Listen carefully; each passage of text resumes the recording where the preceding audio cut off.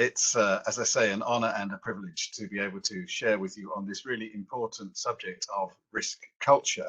And what I want to do in the next 40 minutes or so is to lay down a foundation risk culture comes from, what a good risk culture looks like, and how we can develop and improve our risk culture. And I was very encouraged to hear that KPC has already been undertaking cultural surveys to assess the maturity of the risk culture within the organization. And having assessed your culture and understanding commitment to improve and strengthen that risk culture. And I congratulate you for that. That's quite an advanced position to be in already in comparison with what some others in other industries and other organizations are doing.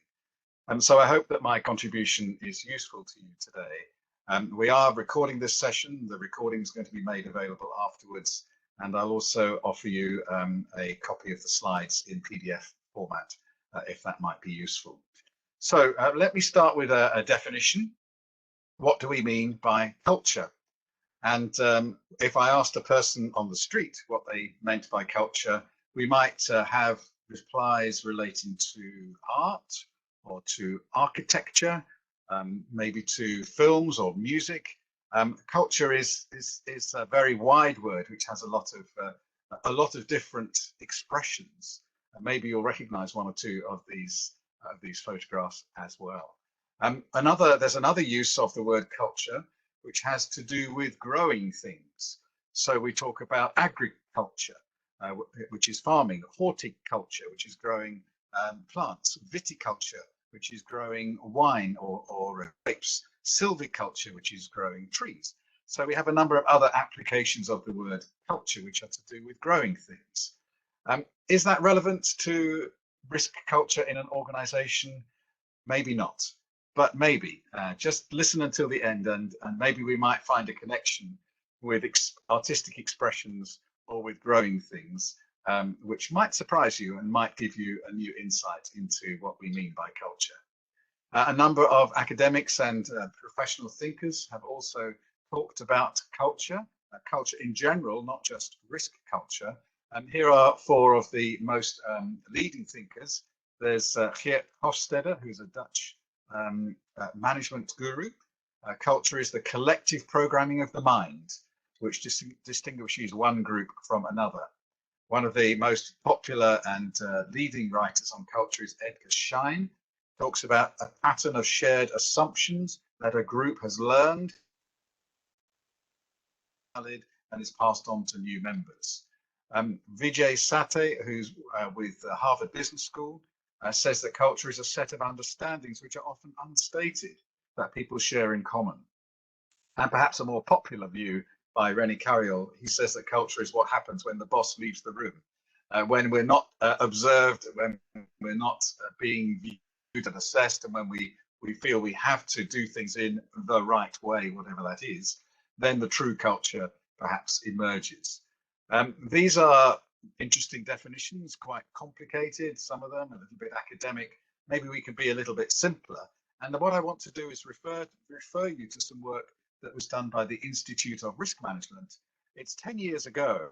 Actually, the work is still current. It's still, in my view, leading edge thinking about what risk culture is. And I was part of the steering group that conducted this research and produced a couple of reports which are available for free download from the IRM website, and the link is here. There are two documents. One of them is called Risk Culture Resources for Practitioners. I have a copy here. It's quite a thick document, very detailed, and this is the sort of thing that has details of models and checklists and processes and case studies. Really worth reading. But if that's too thick, then the other one is called Guidance for Boards, and this is just a little thin document which has some summary principles and processes and questions for senior managers. I would recommend that you take a look at these two documents if you're interested in finding out more about risk and the thinking behind it. And most of the ideas that I'm sharing in the next 30 minutes or so are embodied in these two documents because I was part of the steering group which produced them. So here we're talking about risk culture specifically in the work that the Institute of Risk Management did, but it's based on the more broad work, understanding culture in general. So what is risk culture? The definition that we had in the IRM guidance documents is something that I'd produced a couple of years previously, and says that culture is values, beliefs, knowledge, and understanding. It's the things that happen in our heads and our hearts and our guts, which are shared by a group of people. So culture is what we believe to be true, what we know to be true, the way we understand something in a way which is shared by. And immediately we find some key principles here. Within an organization, there are different groups of people with common purpose. So we have project teams, we have operations teams, we have project boards, we have the whole organization. We have our industry sector, we have our national culture. At the different levels of groups of people with common purpose, we can have different cultures. So you might find that an organization has a particular culture, but a project team might have a slightly different culture because of the group of people who are involved in that project team. All of these things which define culture, values, beliefs, knowledge, and understanding, are hidden. They're internal. You can't see them, which means it's very difficult to measure them. And if it's difficult to measure them, then it's difficult to monitor them or to modify them or to manage them, to change them, which we'll come on to a little bit later in terms of the model of culture which we can use. So these things are internal. And so I've developed a very simple model. As Sarah said in her introduction, my goal is to do the hard thinking, to think profoundly so that we can explain simply. And the ideas that I'm sharing with you might seem simple, but they're based on a lot of detailed research and thinking behind them. So let me offer you a very simple ABC model, the basics ABC. And here we have some children's building blocks just to emphasize the fact that we're really looking at the basics here. So what do ABC stand for if we're looking for a cultural model? Well, clearly C stands for culture. But where does culture come from? Culture comes from repeated behavior. When we do things over and over and over again, it forms culture, it forms a way of doing things. But where does behavior come from? What influences or shapes our behavior? Behavior comes from our attitudes. The way we think determines the way that we act. So attitude shapes behavior, and repeated behavior forms culture. And then there's a feedback loop because culture in turn influences the way we think. With the way we think, which shapes the way that we behave, which in turn forms a culture and then loops back to create a cycle, a reinforcing cycle. So where does culture come from? Culture is formed by repeated behavior. Behavior is shaped by underlying attitudes, and both of these are in turn influenced by the prevailing culture, which gives us a cycle. And of course, that cycle could be positive. We could have a virtuous circle where we think the right things about culture. And when we think the right things, we have appropriate behavior, and our appropriate behavior forms a mature and positive culture, which in turn reinforces positive thinking and action. But of course, we could equally have a vicious circle, a negative circle, or wrong, then they result in adverse or perverse behavior, which forms a negative culture, which in turn shapes wrong behavior. So it's very important that we see that these things are self-reinforcing.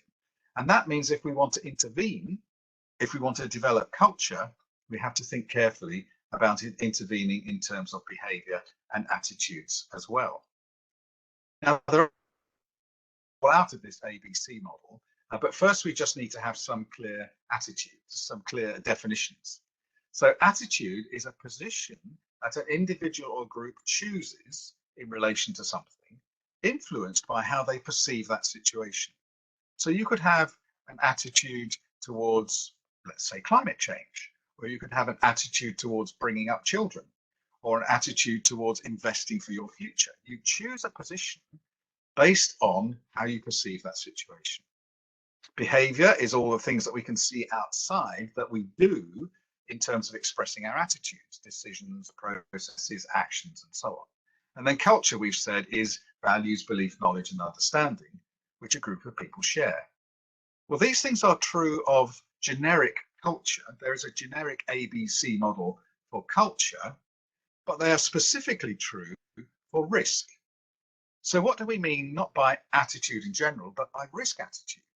Risk attitude is the position we adopt in relation to risk, and it's driven by our perception of risk. And we'll talk a little bit later about what some of those risk attitudes might be and how risk perception can affect them. When we think about risk-based behavior, we're talking about risk-related actions and risk-based decision-making and risk processes, the things that we do in terms of responding to the way we think about risk. And then risk culture is values, beliefs, knowledge, and understanding about risk. It's what we think risk is really all about, our concept of risk, our way of understanding risk, the things that we share together as a group of people when we think and talk about risk. And so the ABC model doesn't just apply to culture in general. We can have an ABC model for risk, which says that risk culture is formed by our repeated behavior towards risk, and our risk-based behavior is shaped by the way we think about risk.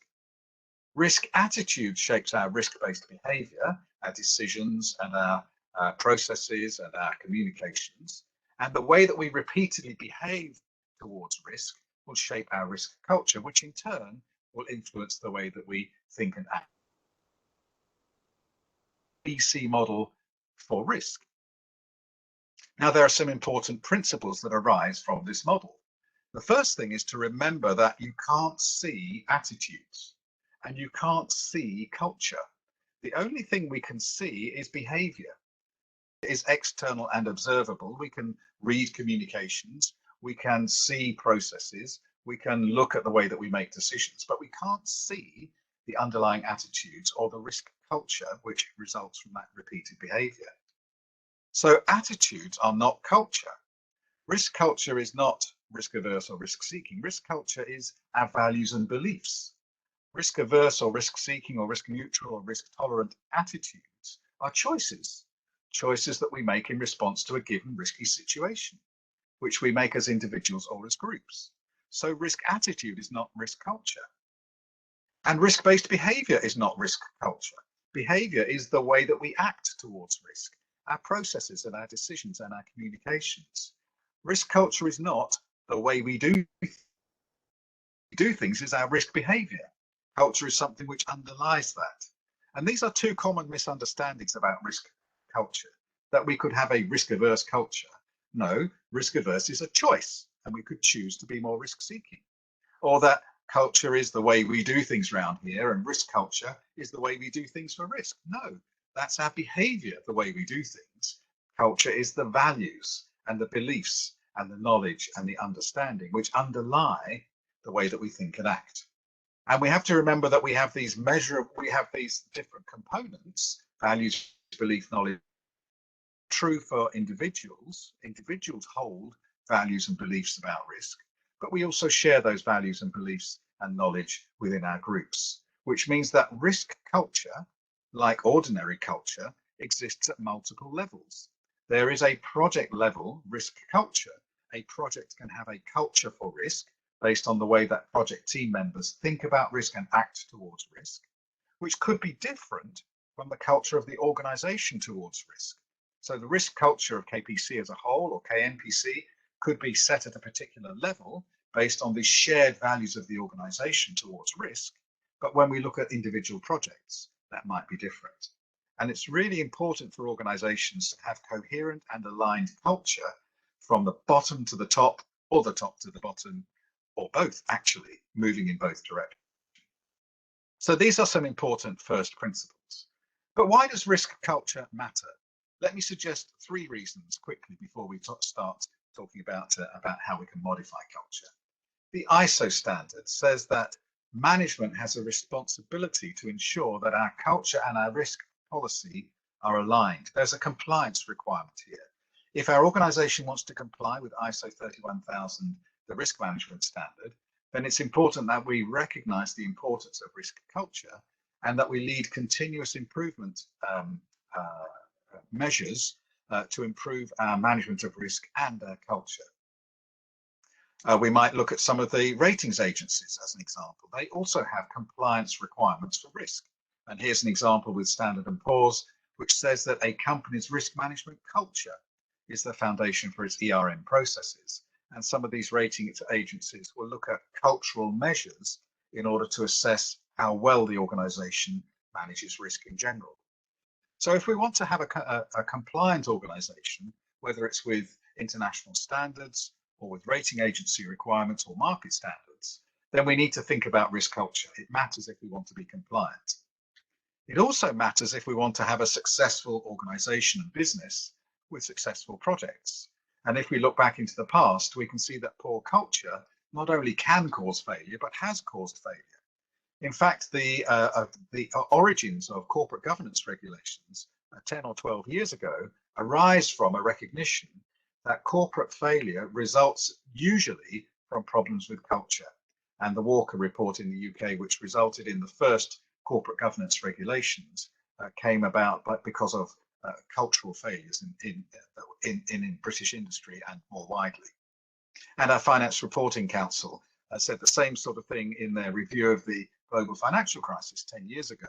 The issues which companies were grappling with were about embedding the right risk culture throughout the organization. So although these are examples from a little while ago, they set the foundation for corporates, which is based on recognizing that poor culture can cause failure, particularly culture towards risk. So compliance and success, these are important, but much more important is that risk culture affects our ability to manage risk effectively. You'll remember from the ABC model that culture influences attitude and behavior. So the IRM in this report, which we looked at, says that the prevailing risk culture within an organization can make that organization significantly better or worse at managing risk. What we believe about risk, our values, and the way we think about risk can affect our actions in a way that makes risk management more or less effective. And so we see that the way that we think and the way that we act towards risk, and the ABC model just highlights that connection. And so we can end up with the risk attitude or the risk-taking behavior being appropriate or inappropriate, and getting into one of those vicious circles where strong behavior through an immature and weak risk culture, or where we have a strong and mature risk culture which drives the right behavior, and we end up being more effective. It's really important that we see that risk culture is not just about complying with standards, and it's not just about meeting corporate governance recommendations. It's about making risk management work in the best possible way throughout our organization and for our successful projects. So that's why risk culture matters. But what does a good risk culture look like? In these documents from the IRM that I mentioned at the beginning, there are 10 indicators of a good, strong, mature risk culture. And in the back of the big, thick book, there are questionnaires and checklists which explore each of these 10 indicators. And we don't have time to go through each of them in detail. As I say, I'm making the slides available, or you can look in the IRM documents. But you'll see there are some important things like tone from the top, or like the flow of risk information throughout the organization, or the importance of active learning from risks that happened or from near misses, and rewarding proper risk-taking behavior. Some of these things are important cultural indicators. They are not the values and the beliefs and the underlying knowledge and understanding, but they are indicators of the way that we think about risk. And so we can test ourselves in that way. And so how would we develop a good, strong risk culture? I've got 2 suggestions for you, and then we'll talk about how that might be important or why that might be important. So the first suggestion is a generic suggestion in terms of developing a good risk culture, and that is to undertake a gap analysis, to do some form of cultural assessment or cultural diagnostic. And as I said at the beginning, I was very encouraged to hear that KPC has already done this, that there have been surveys looking at risk culture across the organization and in different elements, recognizing where the strengths and weaknesses are, so that you can design a culture change program. And so gap analysis is very simple. Where are we? Where do we want to be? What needs to change? And then design a change program that bridges the gap and then repeats and go round again. And so to undertake this kind of cultural assessment, to do a cultural diagnostic test, we need some kind of baseline, some kind of framework against which we can measure ourselves. And I would like to suggest to you that the risk culture aspects model in the IRM document provides a framework for us to assess our against a recognized and properly constituted risk culture maturity model. So the risk culture aspects model from the IRM, it has 4 aspects. It's a culture aspects model, and each of these aspects has 2 elements. The first aspect is tone at the top, which is referring to risk leadership. How do we get those values, beliefs, knowledge, and understanding communicated from the top? How do we set our values from the organization's leadership and have clear direction in our risk management? And part of that tone is how we respond to risks that occur or risks that have just been missed. How do we respond to bad news?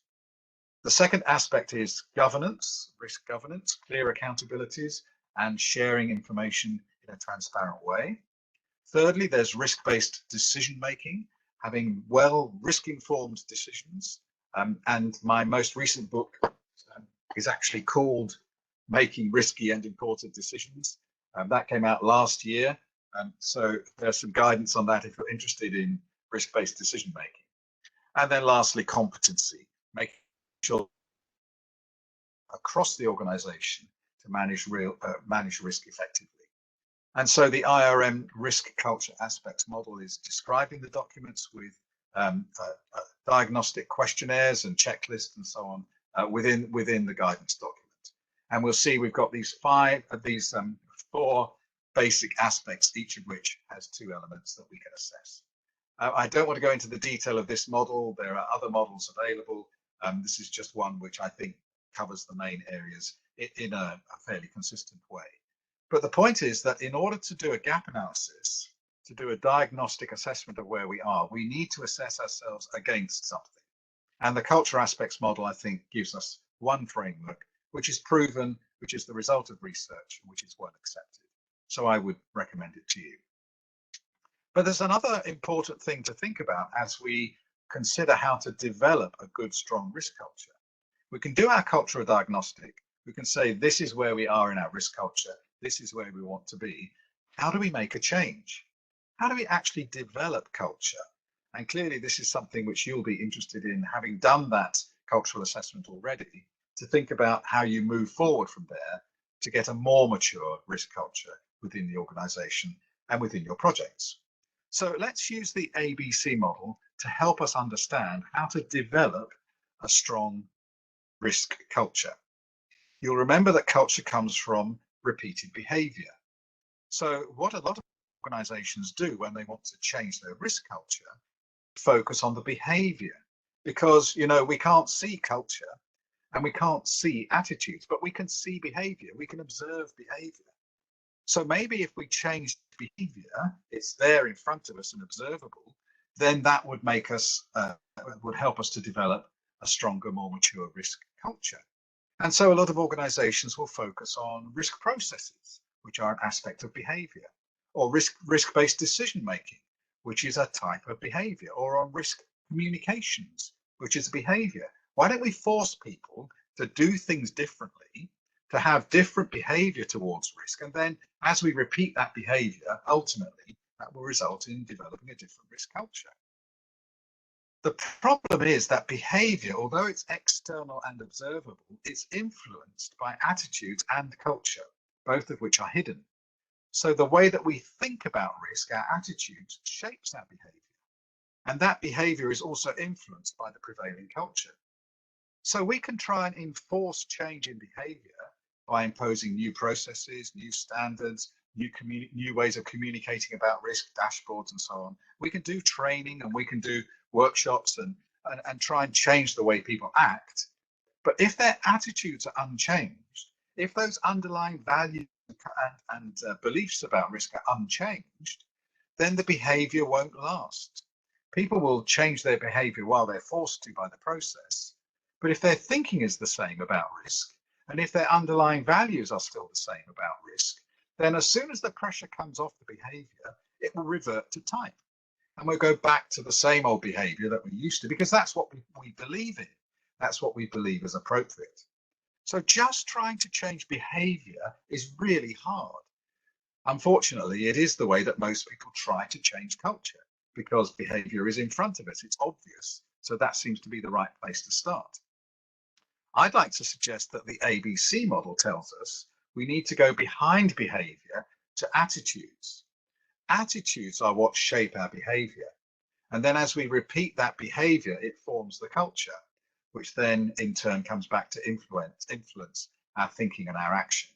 If we start with risk attitudes and change the way that people think about risk, if we can change our thinking about risk, then we will naturally behave differently towards risk. And as we repeatedly change our behavior, then we'll build new culture.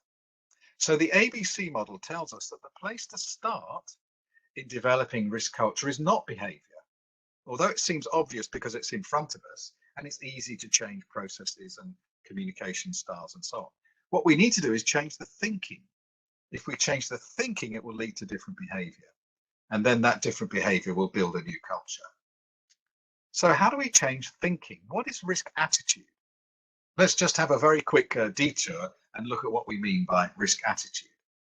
Different people and different groups respond to uncertainty in different ways, positively, and some people respond negatively.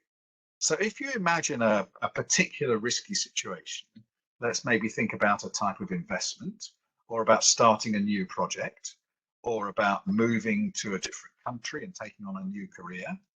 Some people faced with that change will think, oh, I'm very uncomfortable about this, and they will have a very negative response.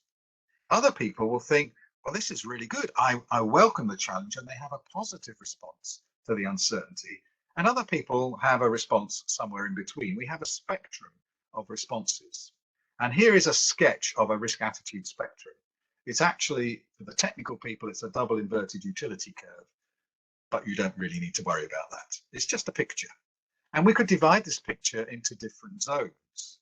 And we could use some pictures, some images to help us understand what these zones feel like. If you're in the area where you have a negative feeling about uncertainty, you don't like it, it makes you uncomfortable, it makes you feel slightly, your stomach feels a bit unsettled. Your heart starts to beat a bit faster, you start to sweat a little bit, you dream about things, and you have nightmares. This is what we call being risk averse, having a negative response to uncertainty. And you'll see from this spectrum that you could have a mild negative response, or you could have a strong negative. You could panic. You could have a really negative response. On the other side, you could imagine somebody who says, oh, here's a risk. Oh, that's good. I quite welcome the challenge to have some risk in my life or in my project. In fact, I think it might be quite exciting and interesting to engage with the risk and try and embrace it and try and exploit it. And this is what we call risk seeking. And you'll see again, there are degrees of risk seeking. You could have a weak risk seeking where you're quite interested, or where risk is really absolutely the thing that you live for, and you run to work in order to engage, really enjoy that risk taking. And then in between is what we call risk tolerant or risk neutral, where it's just okay. You don't have any strong response to risk. It's part of life, it's part of work, it's part of projects. Just deal with risk whenever it comes to us. And I should just say that these pictures that I've used here are from a product called FaceTrace, which was developed about 15 years ago, based on some really interesting research about seven universal facial expressions that you can find right across the world, from Africa and China and Western countries and Arab countries, Middle East. Everywhere there are universal expressions which expose emotion, and that's what FaceTrace is. That's where these pictures have come from. So what I'm showing you here is that in a particular uncertain situation, different people respond in different ways. Say the uncertainty and the challenge. Some people are really nervous and worried about it, and some people don't have a strong feeling at all. If I asked you a question, where are you on the risk attitude spectrum? If you think about it for just a moment, you should realize that actually there's no one single answer. It depends on the type of risk that you're facing. So if you're facing, let's say, the possibility of starting work on a new project using some new technology with a different team, with a new client, some of you might say, actually, that's good. I enjoy that. But if you're talking about maybe moving country with your family to somewhere where you're not quite sure, where they speak a different language and you don't understand the way that things, maybe you'd be a bit more worried about that. If you're thinking about investing for your future on the stock market, then maybe you might have one attitude towards risk.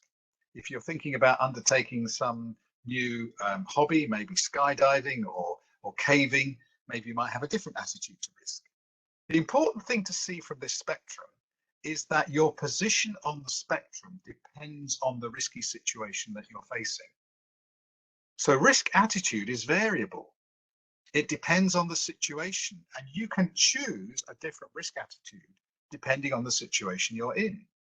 The attitude that you take at work might be different from the attitude you take at home with your family, or the attitude you adopt when you're relaxing, maybe playing some sport. So if you can choose different risk attitudes in different situations, then you can manage risk attitude. You can choose a different risk attitude where you are and choosing to be somewhere else. Risk attitude can be managed. That's a really important concept. Attitude is not just a fixed thing. I'm always risk averse. I'm always negative. I'm always worried about. That's not true. In some situations, we embrace risk, or I'm happy-go-lucky. I always embrace and welcome risk. That's not true either. Sometimes you're more cautious. So if we recognize that our attitude could be different, then we can change it. And if we can change our risk attitude, then the ABC model tells us that that different risk attitude can lead to different behavior, and that different behavior can form different culture. Now, I'm recognizing that I'm running out of time a little bit, but let me just suggest to you that how you think about risk is really important. So why is it important to understand and possibly change our risk attitude? Remember, this is about how we think about risk. So here are some suggestions of alternate values, different ways of thinking about risk. And each of these is a spectrum. And you might just look through these and think about, for each of these questions, where do you position yourself? Is risk avoidable or natural? Is risk a bad thing or a good thing? If you're put in a high risk, feel that's dangerous and you need to be careful, or do you think that's exciting and you want to engage with it? Do you believe that we should try and prevent risk as far as possible, or that we should embrace it and exploit it in order to innovate and be creative? Do you think risk management is in order to protect value, or is it about enhancing value? Who's responsible for managing risk? Should we have risk specialists, or does everybody manage risk as part of their work? If we talk about risk, is that a bad thing? Does that mean you're a bad person or a poor manager or a poor engineer if you have risk? Is it a sign of weakness, or is the ability to talk about risk a sign of maturity and strength? That different people think about risk in different ways on each of these spectrums. And I hope you'll see that if you, the thinking that you adopt for each of these questions will inevitably strongly influence the way you behave towards risk. If you take each of these red words, you believe that risk is avoidable and bad, it's dangerous, it should be prevented, we need to protect value, and we want specialists to help us. And if we have risk, it's a sign of weakness. You will take a very risk-averse position. You will be very, very careful and cautious on your projects. You will be wary of innovation. You'll want to have insurance and contingency and management reserve. If you take the green words, you believe that risk is a natural part of life. It's a good thing. It can be exciting if we can exploit it. We can use risk to enhance value. Everybody needs to be involved, and it's a sign of maturity. If you can handle risk, you will have a very different set of behaviors. You might even go out of your way to look for risk in order to embrace it and use it to be innovative and creative. So you'll see that these thinking styles, and there's not right or wrong, it's just that we're different. And these thinking styles have a big influence on our behavior, and through that will shape our culture. So, how do we change our thinking? That's the key question. If we recognize that our attitudes toward our behavior that is not helpful, how do we change our risk attitude? Well, some work that I've done a few years ago with a colleague called Ruth Murray Webster has produced a framework to help us change our thinking. And it's based on applied emotional intelligence. We call it the 7 A's framework because each step starts with an A. And I don't have time to go through it in lots of detail, but let me just highlight the 7 A's and then talk about how it applies to this idea of changing the way we think about risk. The first A is awareness. We need to understand what's going on in a situation or in our thinking or in our behavior or in our projects or in our organizations. What's happening and why? So awareness and appreciation are our kind of diagnostic step. And then once we know what's going on in a particular situation or maybe in our own thinking, then we need to assess it and understand if the way that we're thinking and behaving is okay or not. If it's okay, then we can just accept the way that we're thinking and carry on without any change. But if it's not okay, then we need to recognize that something needs to change and then make that change. So after assessment, either comes acceptance or assertion and action. And once we've got to the stage of understanding if we can carry on with our status quo position or whether we need to make a change, then we need to just continue to appraise the situation and see if anything else has changed as time passes. So this is basic emotional intelligence, understanding the way that we think and feel, what's happening and where it comes from, understanding if that's helpful, and if it's not, being able to make a change, and then keeping on top of that to make sure that we're constantly monitoring and measuring and modifying as appropriate. Now, we can use this 7 A's framework in lots of different ways.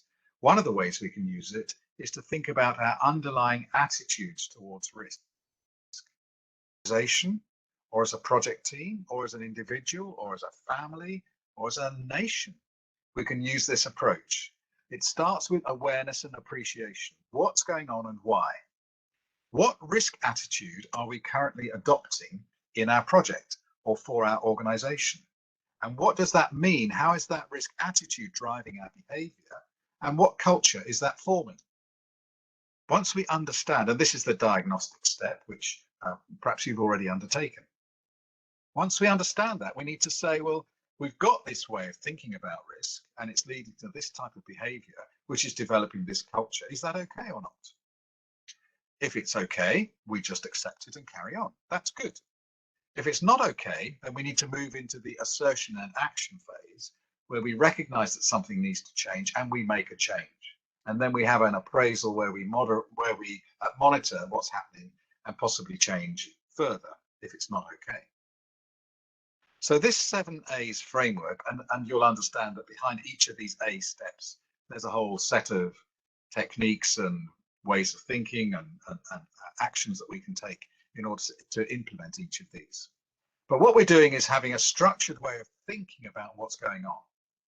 How am I thinking about risk? What is my underlying risk attitude? Me as an individual, as a leader, as an engineer, or my project team, or my project board, or my organization, or my culture? How do we think about risk and how is that affecting our behavior and culture? Is that okay? If it is, that's fine, we'll carry on. If it's not, we need to change something. And this gives us a structured way of thinking about whether we need to change our risk culture, our risk attitude, and if so, how. So I hope that's given you lots to think about. Let me just make a few final points before I open up for questions. I think we're doing just about okay for time. Risk culture matters. Culture matters, but risk culture particularly. And let's just think back to these images that I showed at the beginning. When we talked about a definition of culture, our first thought is the way that we think about art or architecture or music or film, or maybe when we use the word culture, we think about the way that things grow, agriculture, silviculture, and so on. These different things have in common. Art and architecture and music and film and so on are ways of expressing who we are. And things like agriculture and horticulture and silviculture are all about growing things. These are not actually irrelevant to organizational culture or organizational risk culture. We could ask questions of self-expression when we're thinking about our risk culture. Self-expression questions would be things like this: who are we? And what are we expressing?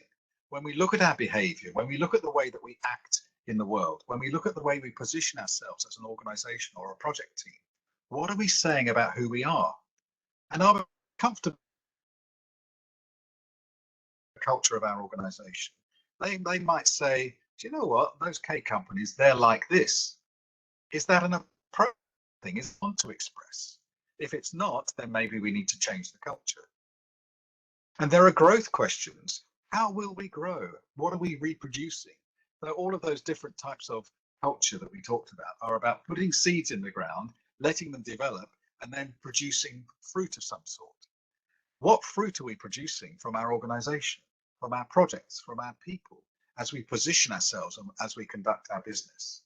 So these are important questions of culture, and they're important as we seek to make our organizations better, make our organizations more effective, and fulfill our purpose and our values and our vision as an organization.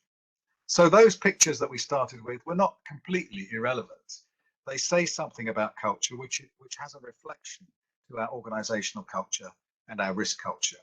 Who are we and how are we going to grow? And those are the questions that risk culture is seeking to answer. So here's a quick so what slide before we've seen is a simple model of culture, ABC: attitude, behavior, culture.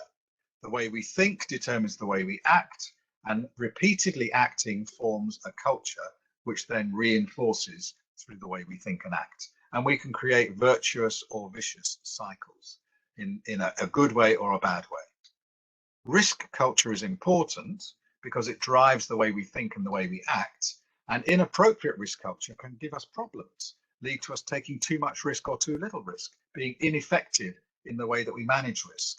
But if we want to change the culture, then we can't do it by forcing behavioral change. We have to do it by changing the way we think, by managing risk attitude. And that 7A's emotional literacy approach is one way to do that.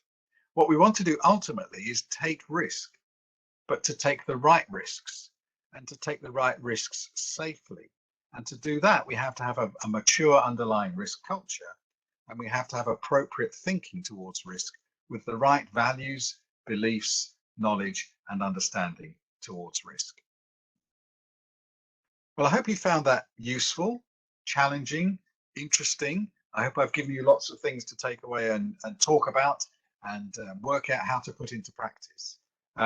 Underneath, behind all of these things, as I've said, there's a lot of thinking and research, and I'm sure it's worth your while to explore some of these things more deeply. But at this point, I'd like to stop sharing my slides and take questions that you might have. Before I stop sharing slides, here are my contact details. Do feel free to contact me outside of this session if I can answer questions or help you after we finish this session. But thank you very much for the opportunity to share some ideas with you. I do hope they've been useful, and I'll stop sharing my slides at this point.